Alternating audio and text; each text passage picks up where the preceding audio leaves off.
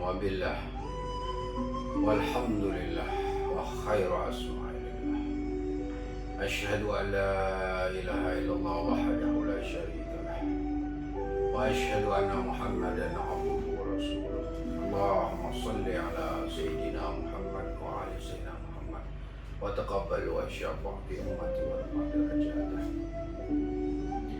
Assalamu alayka ayuhan nabiyyu wa rahmatullahi wa barakatuh. Assalamu alayna wa ala ibadillahi shalihin. Assalamualaikum warahmatullahi wabarakatuh. Assalamu alayka ya Adama sifwatillah. Assalamu alayka ya Nuhin Nabiullah. Assalamu alayka ya Ibrahim Khalilullah. Assalamu alayka ya Musa kalimullah. Assalamu alayka ya Isa ruhullah. Assalamu alayka ya Jiddi Muhammad Habibullah. Assalamu alayka ya Rasulullah. Assalamu alayka ya Habibullah. Assalamu alayka ya Nurullah. Assalamu alayka ya Khiyaratullah. Assalamu alayka ya Safwatullah. Assalamu alayka ya Muhammad rahmatan lil alamin. Assalamu alayka ya Muhammad ibn Abdullah. Assalamualaikum warahmatullahi wabarakatuh. Alhamdulillah, hari ini kita bersua kembali untuk melanjutkan pembahasan kita mengenai hikmah puasa, karena insya Allah biiznillah dalam beberapa hari lagi kita akan menghadapi bulan yang penuh keagungan, bulan rahmat, bulan maghfirah. Ahlan wa sahlan ya syahrul Ramadan, ya syahrul mubarak, ya syahrul inabah wa taubah, ya syahrul maghfirah wa rahmah, ya syahrul taubah. Mudah-mudahan kita bisa mempersiapkan diri kita sebagai seorang hamba Allah, sebagai umat yang terbaik dari Rasul sallallahu alaihi wasallam.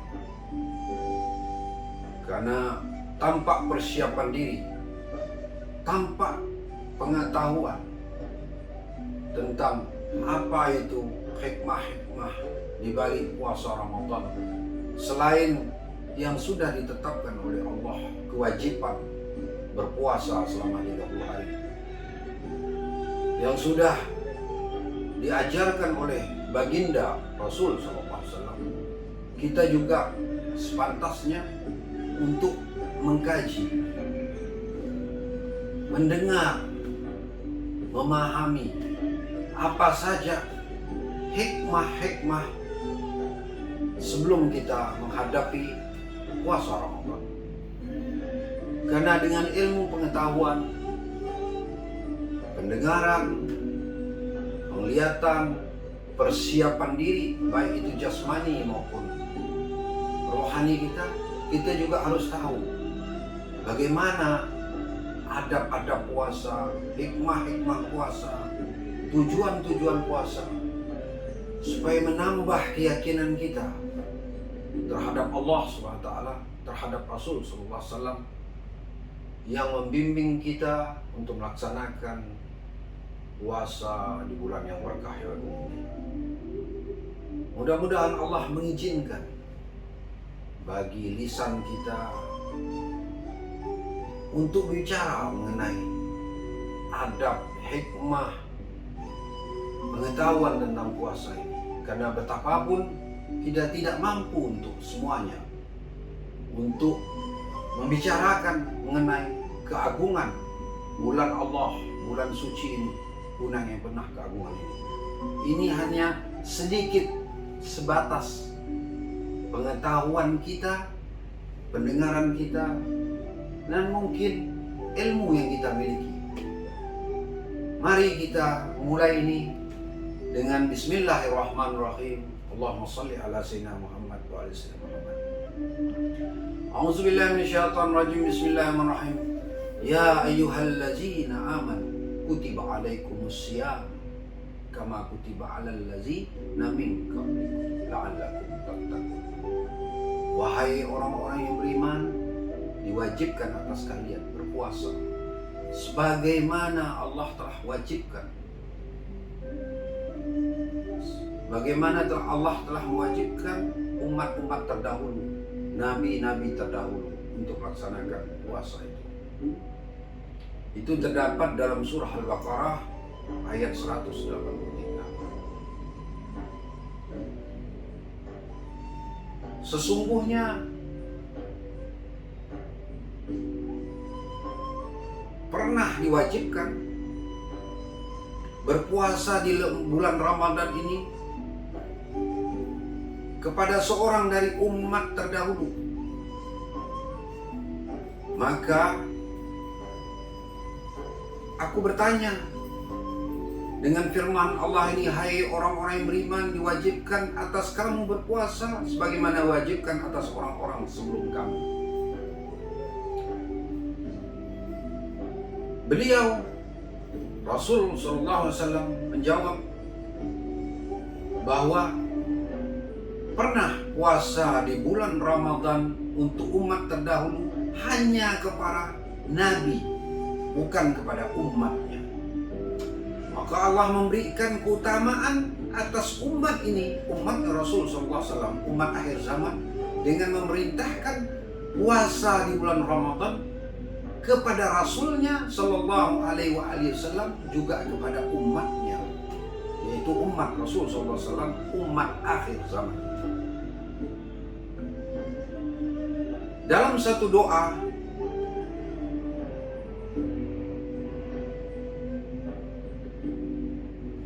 saat melepas bulan Ramadan,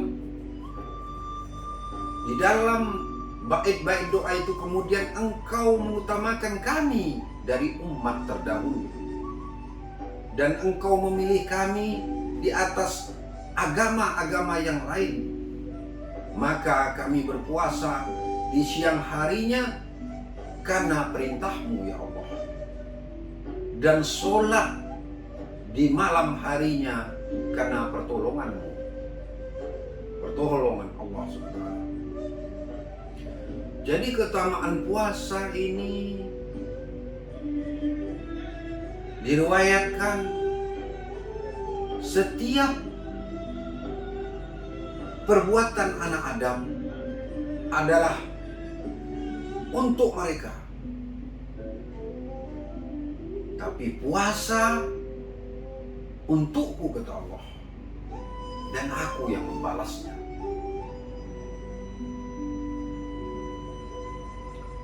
Diriwayatkan adapun hikmah dalam puasa agar terjadi persamaan antara orang kaya dan orang fakir. Karena orang kaya tidak pernah merasakan lapar, maka akan mengasihani orang fakir. Orang kaya setiap kali menginginkan sesuatu, ia mampu memperolehnya. Maka Allah berkehendak memberikan persamaan antara hambanya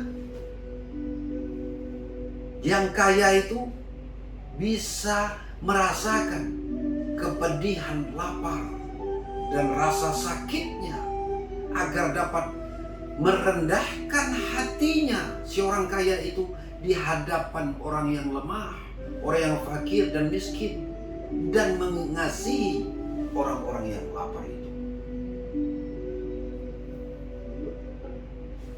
Di riwayat yang lain, bila dipertanyakan mengapa mereka diperintahkan berpuasa,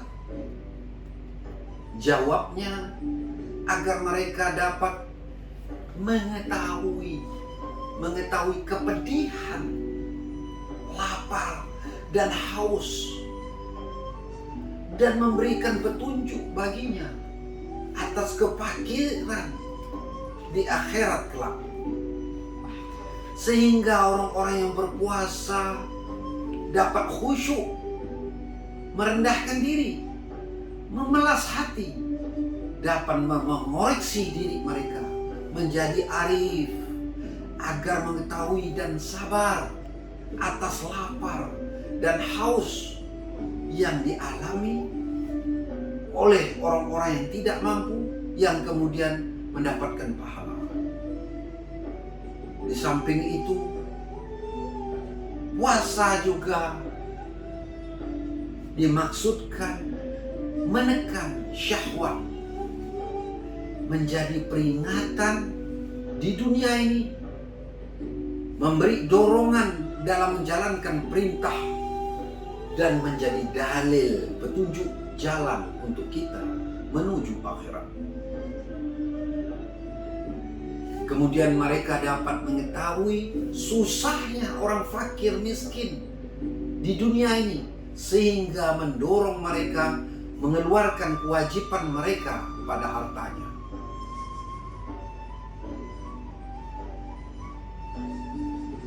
Dan puasa juga untuk tetapnya keikhlasan, karena tanpa keikhlasan dalam bulan Ramadan ini, maka itu akan sia-sia.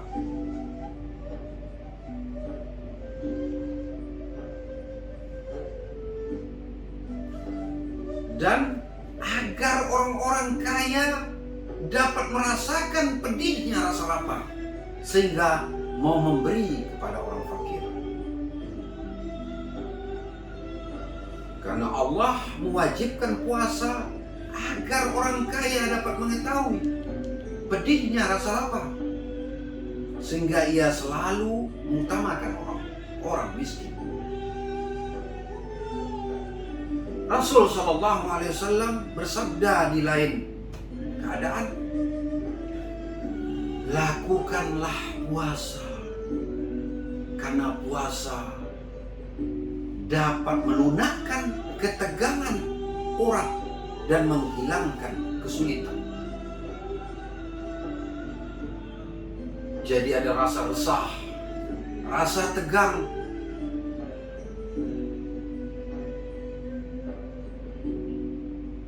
dan juga puasa dapat melancarkan peredaran darah, menghilangkan lemak kolesterol, dan menjauhkan diri dari panasnya api neraka.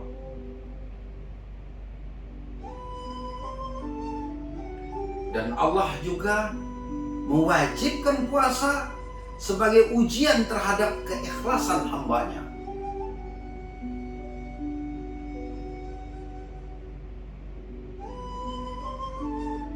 Dan karena itu Allah memberikan penjagaan bagi kaum mukmin dengan sholat, zakat, dan puasa di hari-hari yang difardukan oleh Allah, yang ditentukan oleh Allah, agar memberi ketenangan pada penglihatan mereka, kehusyukan pandangan mereka, dan merendahkan hati pada jiwa mereka, serta perasaan merendah dalam hati mereka.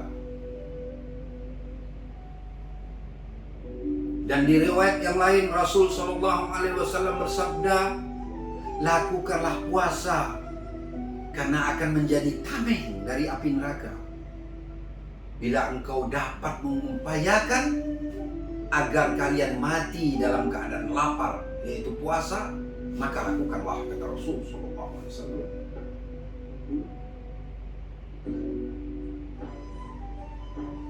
Dan puasa itu adalah tameng dari api neraka nanti. Rasul Sallallahu Alaihi Wasallam bersabda di lain tempat, puasa adalah perisai selama tidak dibakar atau dirusak dengan kemaksiatan.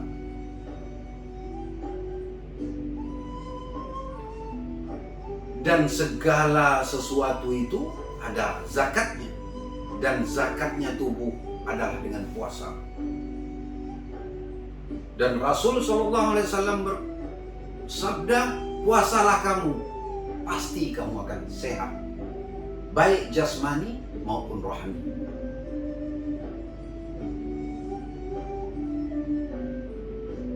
Apa saja keutamaan puasa itu? Tidurnya, Nabi melanjutkan, tidurnya orang puasa adalah ibadah, diamnya adalah tasbih, dan doanya dikabulkan Allah SWT, dan perbuatannya diganjar berlipat ganda. Dan sesungguhnya doa orang yang berpuasa itu pasti tidak ditolak oleh Allah SWT. Rasul Shallallahu Alaihi Wasallam bersabda, tidur orang yang puasa adalah ibadah, dan keluar masuk napasnya adalah tasbih. Rasul Shallallahu Alaihi Wasallam bersabda, sesungguhnya terdapat satu pintu di surga disebut Babur Rayyan. Tidak masuk daripada pintu itu kecuali orang-orang yang ahli puasa.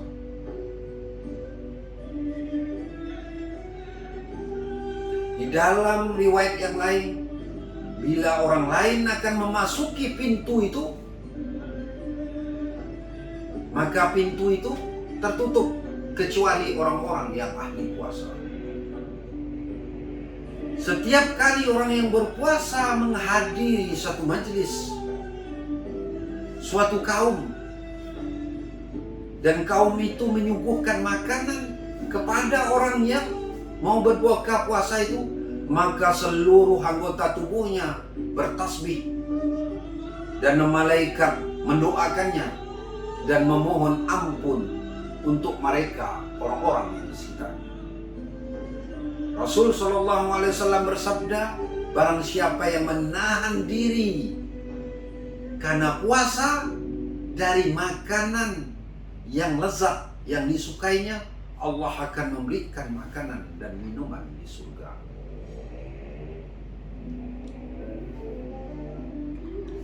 Bagi orang yang berpuasa itu ada dua kegembiraan. Pertama, saat mereka berbuka. Yang kedua, saat mereka bergembira ketika menghadap Allah Subhanahu wa Ta'ala, Tuhannya. Dan barang siapa memberi buka orang yang berpuasa, maka ia memperoleh pahala seperti orang yang berpuasa tersebut. Rasul Shallallahu Alaihi Wasallam bersabda, apabila berbuka puasa, beliau Shallallahu Alaihi Wasallam berdoa, ya Allah, kami berpuasa hanya demi Engkau ya Allah, dan dengan rezekimu kami berbuka, maka terimalah puasa kami dan hilangkanlah kehausan, basahilah tenggorokan, dan tetapkanlah pahala bagi kami. Tapi ada juga puasa-puasa yang tidak bermanfaat. Rasul Shallallahu Alaihi Wasallam bersabda, banyak orang puasa yang hanya memperoleh lapar dan dahaga, dan banyak orang yang sholat di malam hari hanya memperoleh sahar, maksudnya nongkrong di malam hari. Karena puasa adalah upaya untuk menjauhi larangan Allah dan Rasul, sebagaimana seorang menahan diri dari makan dan minum. Berapa banyak orang yang berpuasa hanya memperoleh dahaga, dan berapa banyak orang yang bangun malam ibadah hanya mendapatkan ngantuk. Alangkah baiknya orang-orang berilmu, cendekiawan dalam tidur dan makan mereka.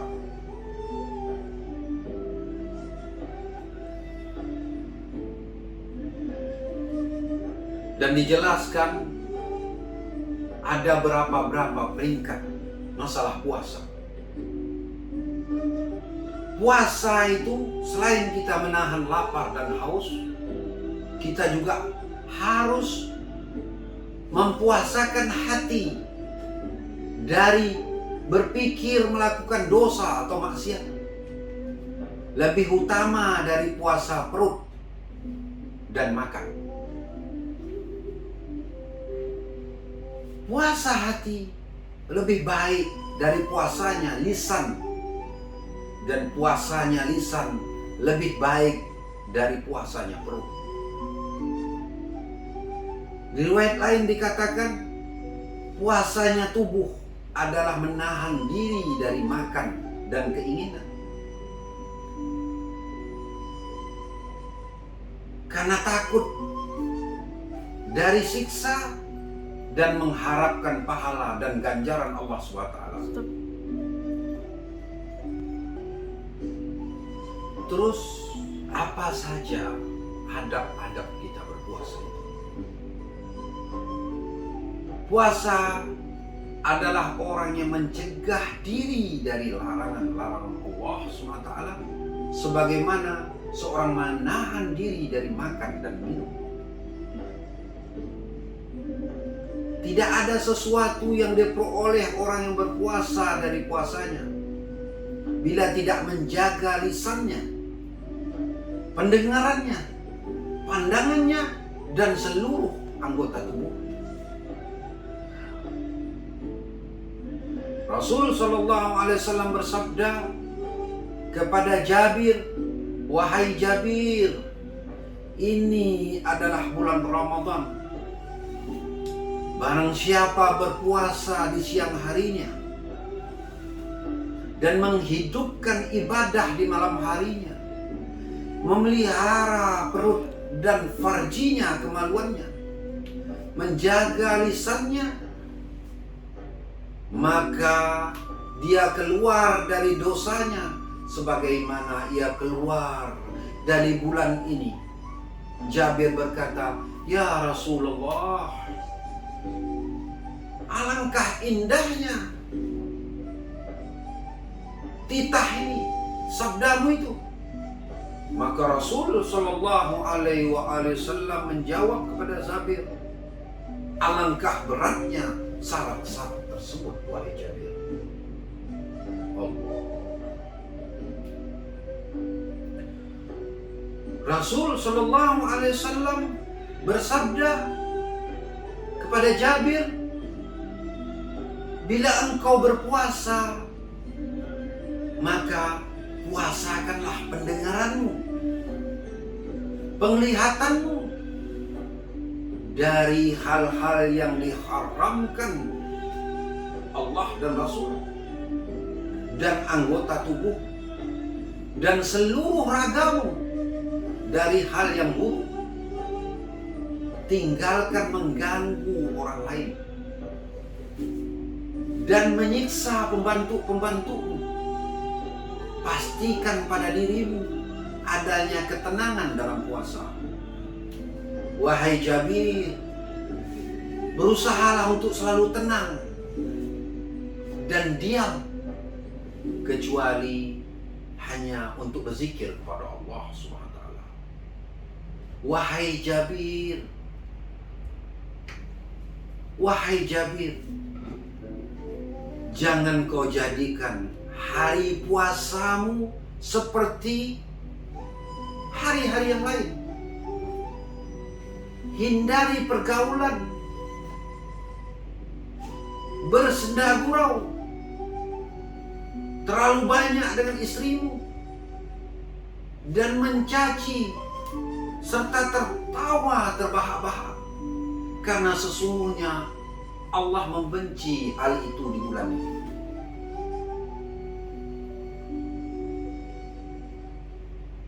Rasul SAW telah mendengar seorang wanita yang memaki pembantunya, sementara ia berpuasa. Rasul Shallallahu Alaihi Wasallam kemudian memanggilnya dan menyuruhnya makan. Makanlah. Berkata wanita tersebut, kami berpuasa ya Rasulullah.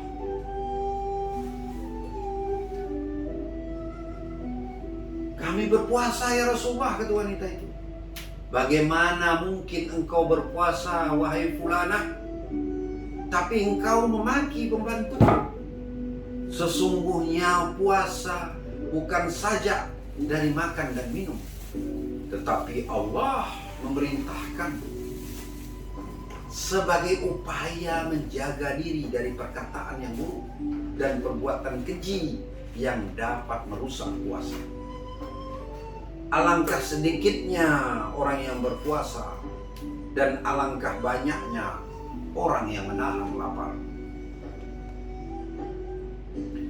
Bila engkau berpuasa, maka hendaknya juga turut berpuasa pandanganmu, pendengaranmu, rambutmu, kulitmu, dan hitunglah seluruh anggota tubuhmu yang lain.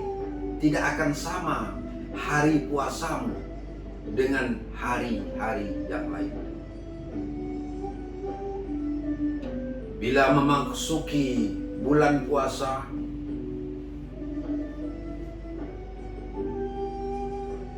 di antara doanya keluarga Nabi bila memasuki bulan puasa, bulan Ramadan, mereka sudah mempersiapkan seluruhnya, tapi mereka juga memohon kepada Allah. Karena kita tidak mampu. Apa permohonan itu? Ya Allah, bantulah kami untuk menjalankan puasa dengan menahan anggota badan kami dari bermaksiat kepadamu ya Allah, dan menggunakan seluruh jiwa raga kami ini untuk redomu ya Allah, sehingga telinga-telinga kami tidak kami arahkan pada kesia-siaan, dan mata-mata kami tidak kami pusatkan kepada kealpaan, sehingga tangan kami tidak kami ulurkan pada larangan, dan kaki kami tidak kami langkahkan kepada keburukan, sehingga perut-perut kami tidak kami isi kecuali yang kau halalkan ya Allah, dan lidah kami tidak berbicara kecuali yang engkau maukan. Kami tidak melakukan semua ini kecuali untuk mendekatkan diri kepadamu ya Allah, mengharapkan redamu. Karena kami tidak mengerjakan semua ini kecuali menjaga kami dari siksamu ya Allah.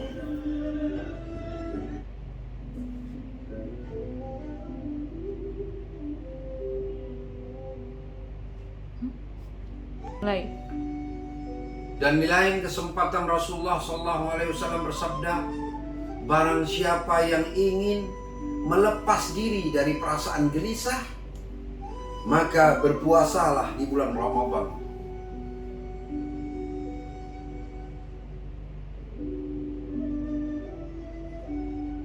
Alhamdulillah, kita sudah melewati hari ini adalah 2 kali pertemuan kita, dan saya akan menutup pembahasan ini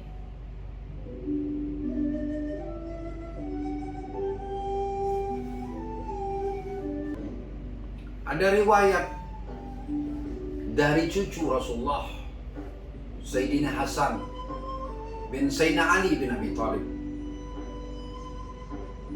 berkata bahwa sekelompok orang-orang pernah mengunjungi Rasul Sallallahu Alaihi Wasallam. Dan di antara mereka bertanya kepada Rasulullah tentang beberapa masalah. Salah satu pertanyaan adalah, mengapa Allah yang Maha Agung itu memerintahkan umatmu untuk berpuasa sepanjang siang selama 30 hari? Setelah Allah memerintahkan puasa, yaitu umat-umat terdahulu untuk berpuasa dalam waktu yang lebih panjang. Rasul Shallallahu Alaihi Wasallam menjawab, ketika Adam Alaihissalam memakan buah terlarang, makanan itu tetap berada di dalam perutnya selama 30 hari. Oleh sebab itu Allah memerintahkan keturunan Adam untuk berpuasa selama 30 hari dengan menahan lapar dan haus. Dan apa yang mereka makan selama periode puasa itu hanya disebabkan oleh rahmat Allah kepada mereka, sebagaimana rahmat Allah kepada Adam alaihissalam. Inilah mengapa Allah memerintahkan umatku untuk berpuasa. Kemudian Rasulullah SAW membacakan ayat, Ya ayyuhallazina amanu kutiba alaikumus siyam kama kutiba alal ladzina min qablikum la'allakum tattaqun.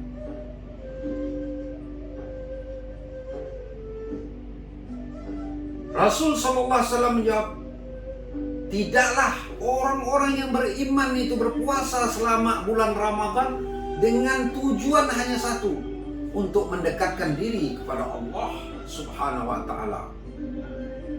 Dan kalau orang berpuasa selama 30 hari itu, maka Allah akan memberikan beberapa jaminan. Apapun yang haram yang berada dalam tubuhnya akan dikeluarkan. Yang kedua, ia menjadi lebih dekat untuk meraih rahmat Allah. Yang ketiga, ia telah menebus dosa-dosanya masa lalu. Yang keempat, dia tidak akan merasa sakit menghadapi sakaratul maut. Yang kelima, ia mendapatkan jaminan tidak akan mengalami kepedihan, lapar dan haus pada hari kiamat. Yang ketujuh, Allah memberinya berbagai kenikmatan di surga. Mereka berkata, Ya Rasulullah, sesungguhnya engkau berkata benar. Alhamdulillah, insya Allah kita akan melanjutkan lagi pembahasan yang lain, yaitu keutamaan hikmah puasa di waktu sebelum kita memasuki untuk mempersiapkan diri memasuki bulan Ramadan. Wa'afu minkum subhana rabbika rabbil izzati amma yasifun wa salamun alal mursalin walhamdulillahi rabbil alamin. Assalamualaikum warahmatullahi wabarakatuh.